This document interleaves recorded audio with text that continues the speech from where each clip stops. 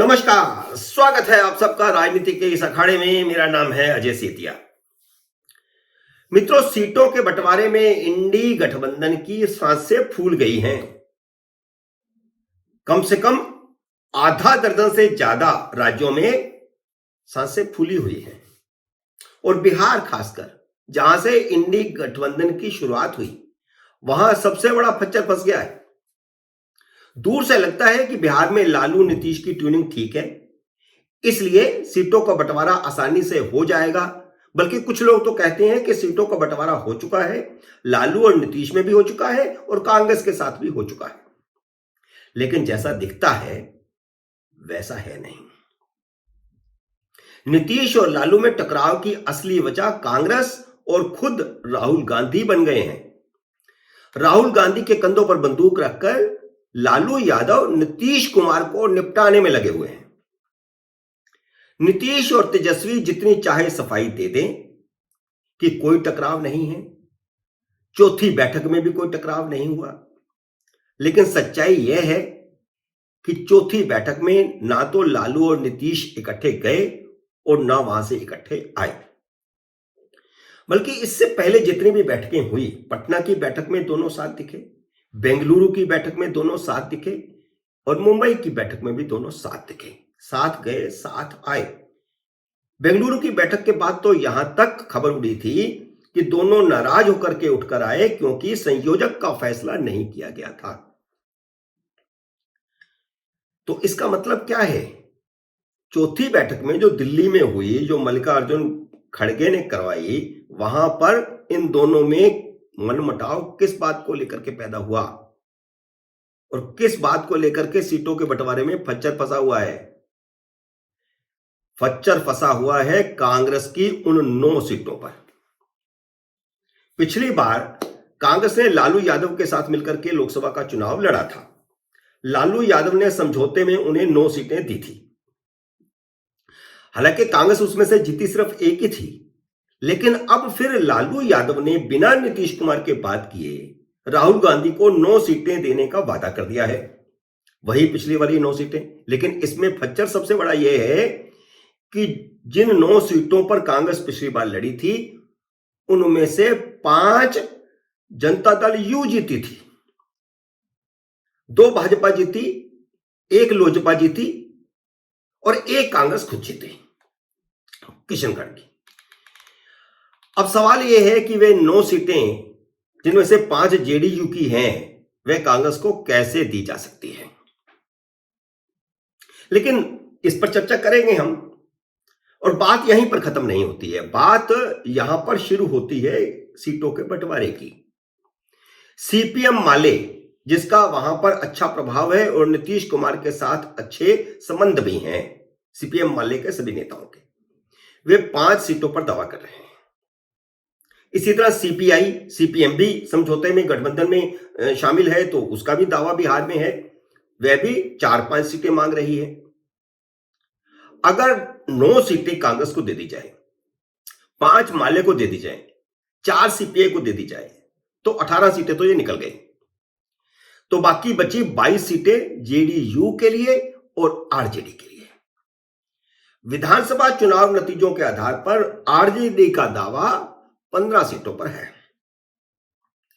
तो बाकी बची 7 सीटें, यानी जेडीयू के लिए 7 सीटें बचती हैं, जबकि उसके 16 तो सांसद हैं।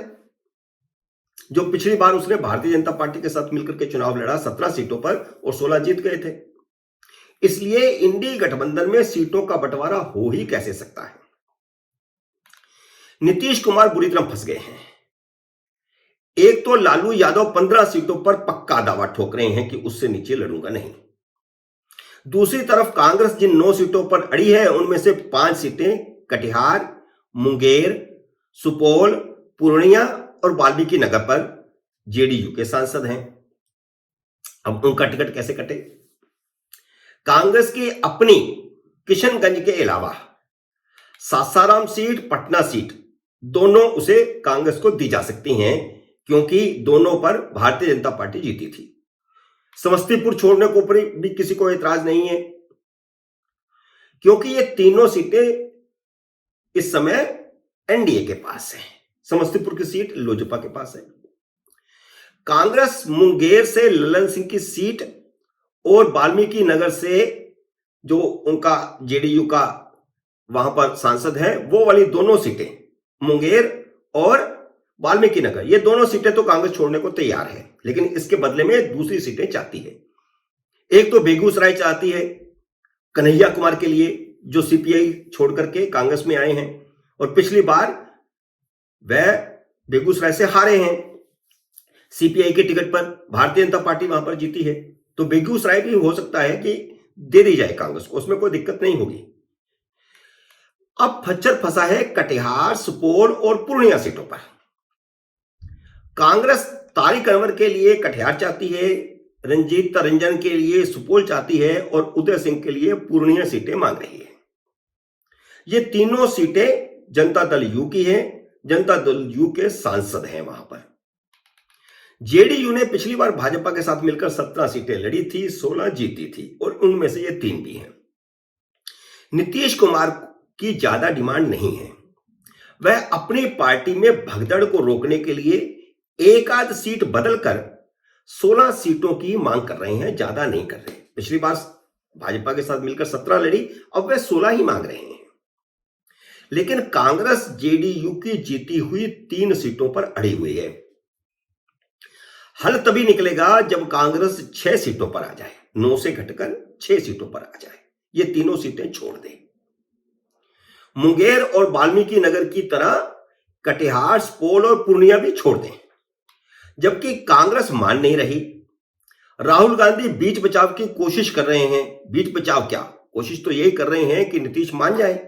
इसलिए उन्होंने 19 तारीख की बैठक के अगले दिन 20 दिसंबर को फोन किया नीतीश कुमार को कि वह जाकर के लालू यादव से मिले और उनसे बात कर लें। उसके बाद नीतीश कुमार की तेजस्वी के साथ भी मुलाकात हो चुकी है, लालू यादव के साथ भी मुलाकात हो चुकी है, कई दौर की बैठकें चल रही हैं, लेकिन कोई हल नहीं निकल रहा, कोई फार्मूला नहीं निकल रहा और उसकी वजह है कांग्रेस। हल तभी निकलेगा जब कांग्रेस 6 सीटों पर चुनाव लड़ना मान जाए, सभी वामपंथी दल कुल मिलाकर 4 सीटों पर मान जाए, लालू और नीतीश 15-15 सीटों पर राजी हो जाए। इस फार्मूले से नीतीश कुमार को एक सिटिंग एमपी का टिकट काटना पड़ेगा और अगर कांग्रेस ने कटिहार, सुपौल और पूर्णिया नहीं छोड़ी तो जेडीयू को ये तीनों जीती हुई सीटें बदलनी पड़ेगी, छोड़ करके उन सीटों पर जाना पड़ेगा जहां पिछली बार भारतीय जनता पार्टी जीती है। तो इसका मतलब यह है कि भगदड़ मचेगी, जेडीयू में भगदड़ मचेगी, 4 सांसदों का टिकट कटेगा तो कई और जगहों पर भी लोग भागेंगे, उनके जो समर्थक होंगे दूसरी सीटों पर वो भी भागेंगे। तो भारतीय जनता पार्टी इसी भगदड़ का इंतजार कर रही है और यह भगदड़ होना तय है। 31 दिसंबर तय किया हुआ है सीटों के बंटवारे के लिए और 31 दिसंबर तक तो वैसे होना नहीं। पहले तो यह कहा गया था मुंबई की बैठक में कि 30 सितंबर तक कर दें, वह हुआ नहीं। 31 दिसंबर तक भी नहीं होना, फिर 15 जनवरी तय होगा, फिर 30 जनवरी तय होगा, यह सब चलता रहना है और अंततः भगदड़ मचनी है। उस भगदड़ का भारतीय जनता पार्टी इंतजार कर रही है। जेडीयू के खात्मे की जो शुरुआत विधानसभा चुनावों से हुई थी, उसका अंत लोकसभा चुनाव में हो जाएगा और लोकसभा चुनाव के बाद जेडीयू कहीं दिखाई नहीं देगी। मित्रों, उम्मीद है मेरा यह वीडियो आपको पसंद आया होगा। इसे लाइक और शेयर कीजिए। अगर आपने मेरे YouTube चैनल को अब तक सब्सक्राइब नहीं किया तो कृपया सब्सक्राइब करके अपना आशीर्वाद दीजिए। जल्द ही मिलते हैं अगले वीडियो में किसी नए विषय के साथ। तब तक नमस्कार।